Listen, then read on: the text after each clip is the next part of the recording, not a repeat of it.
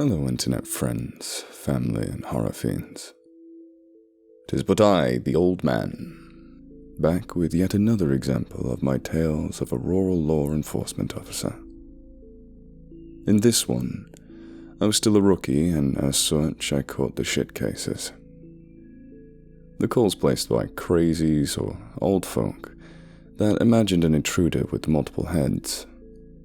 Those were the calls that more seasoned officers had grown tired of.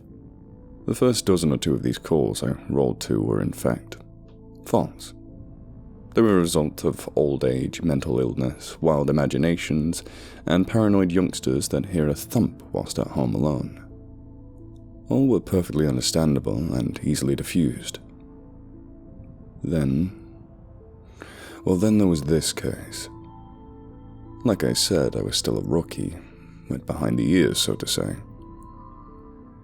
It was in early spring of '68, maybe April or May, not entirely sure of that. I do know that it had been unusually warm for that time of year.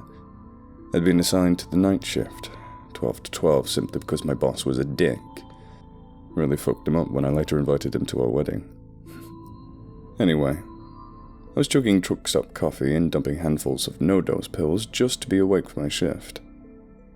I was parked on the side of the main stretch of interstate leading towards our little hamlet. Is that the right word?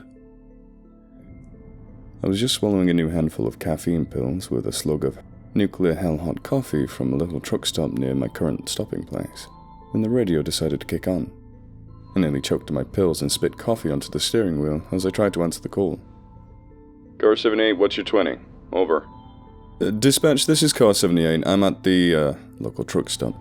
Parked watching for violations. Over. Car 78, we need you to roll a Code 3 at this address in response to a possible domestic disturbance with malice and intent. Subject is possibly armed with a handgun. Victim is one Mrs. Tina Edmonton, 24 years old, brown hair, blue eyes. Offender is believed to be the husband, one Mr. George Edmonton. Roll and report. Over. Roger that. I hit the lights and sirens to make the 10-minute trip a little quicker. About 200 yards from the driveway, I killed the sirens but left the lights on to semi-announce my presence. As I pulled into the drive, I immediately noticed that both vehicles were in the yard, rather than the driveway. As I parked my cruiser, I started to notice some strange things right away. I felt like something was watching me. Something big, and whatever it was not friendly. I also had every one of the hairs on my arms standing straight up, along with the little hairs on the back of my neck. I could feel something else too. Something I can only describe as a buzzing or vibrating deep inside of my body. Like how your hands feel after hours of weed eating, but over my entire body. For a moment, it was actually a pleasant feeling. Then it started to intensify until I felt an electric current traveling across every inch of my skin. It eventually faded into a dull feeling, like being covered by walking flies. Ugh. I managed to push all of this down to a manageable level, and even managed to convince myself the way I felt was due to the caffeine overdose. I laid my left hand upon my service weapon, as my thumb undid the leather strap securing the piece to my holster. Hand on firearm, I approached the open door. Things were silent. Not supernatural silent, but quiet enough I could hear my own heartbeat. As I approached the door, I called out and identified myself. Hello, miss? County Sheriff's Department. I need to speak with you. Hello? If you do not respond, I will enter the premises and search for you. I ascended the broken and crumbling cement steps to the front door. Standing at the open doorway, it was obvious that a bad fight had happened. Furniture was strewn about, tables tipped over, a couch overturned with the sides split by some type of sharp blade. The carpet was even cut up and rolled back in a few places. Dishes were shattered and laying everywhere. The place was truly in shambles. However, there were no bloodstains or other signs of any injuries. Strange to hear, hoping to hear signs of life from the wife or even movement of the husband, I announced myself. Hello? Police? I need you to come out. I made my way through the home, careful not to step on any evidence, and found the guest bedroom first. It looked much like the living room and kitchen, mattress sliced open, drawers pulled out, and contents scattered about. In my rookie brain, it was obvious someone had been looking for something they really wanted. As I made my way to the master bedroom, I started to hear something. An intermittent plop noise every few seconds. Again, I announced myself. County Sheriff's Department, I need you to step out here now, or I will come in and you will go to jail today. Come out now and maybe we can talk about this whole thing. I lied. I was already pissed, and somebody was already going to jail that day. As I turned the doorknob for the bedroom, I could have sworn I heard something shuffle in the room. I quietly and slowly turned the knob before kicking the door open, weapon drawn. As I entered the room, the source of the plopping noise, Mr. Edmonton, was on the ceiling. His body completely destroyed. Flesh was hanging off in strips, allowing blood to drain and drip in pools and puddles under the body. His head was oddly off, and it took me far longer than I want to admit to discover that it was turned around backwards. His chest was facing the floor, while his face was on the ceiling. I could not see what was affixing his body to the ceiling, and I didn't have a lot of time to absorb my surroundings. As I was looking at the body of the deceased, I again heard a soft shuffling sound. This time I was able to determine the location of the source of the sound. It was coming from the shut closet doors. Again, I announced myself. Police! Come out now with your hands up and in plain sight. Come out now, don't make it any more difficult than it has to be. I listened closely and could distinctly hear a small shuffle, then what sounded like 3 or 4 deadlock bolts being opened at one time. I quickly rushed the door, tearing it open with my weapon raised. I was met with an empty closet. Large walk-in type closet, but still an empty fucking closet. I know I heard something moving from inside here. But the clothes hanging there were all stationary. Everybody knows when you touch something hanging in a closet, it always sways for a while. I pushed aside the clothing and inspected the back wall. It was a solid white wall, but was cold to the touch. Much colder than what it was that day.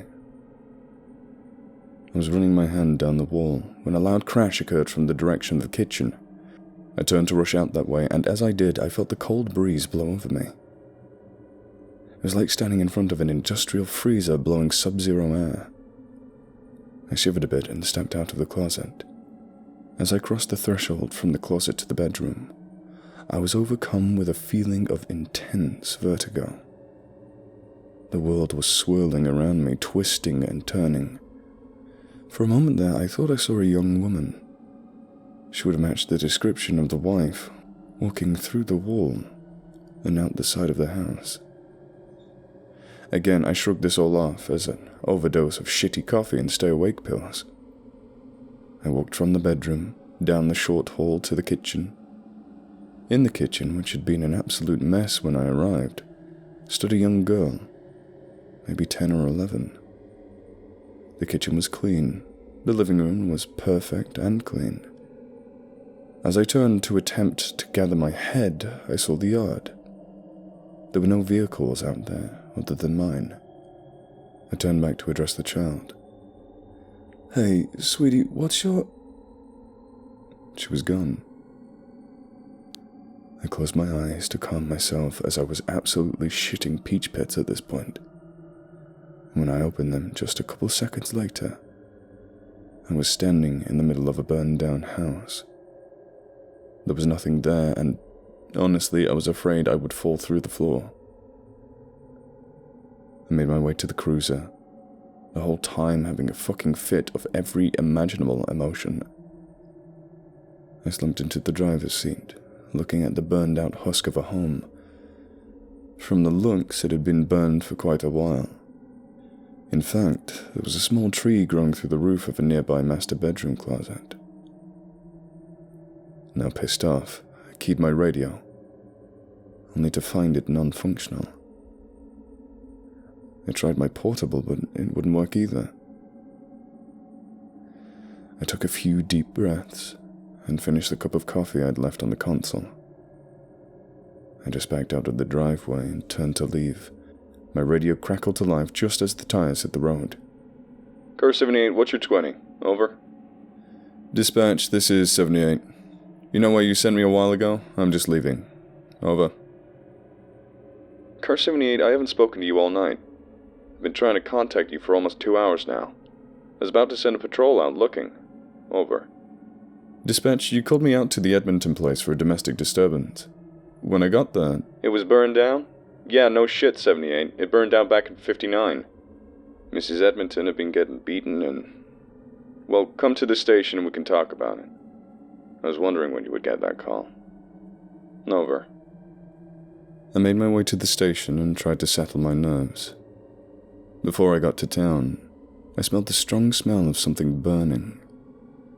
I looked out the side windows and didn't see anything. When I glanced in the rear view, I screamed and slammed on my brakes, sliding all over the road. When I came to a complete stop, I leapt from the car and peered in my back window.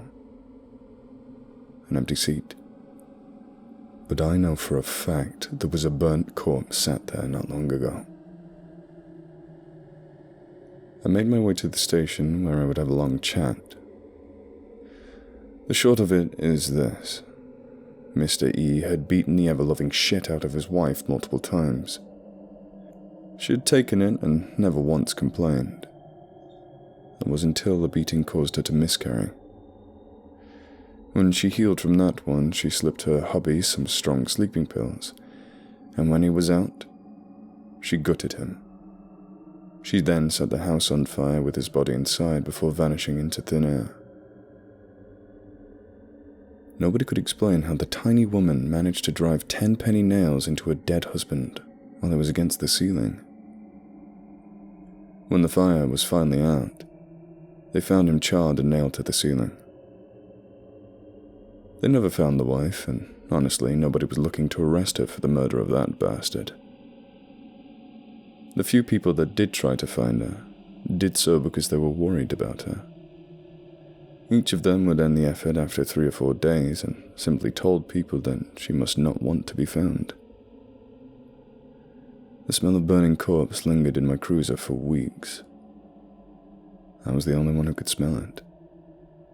Apparently that's what would happen. Every rookie would get that call once. Every one of them would be tormented by that smell.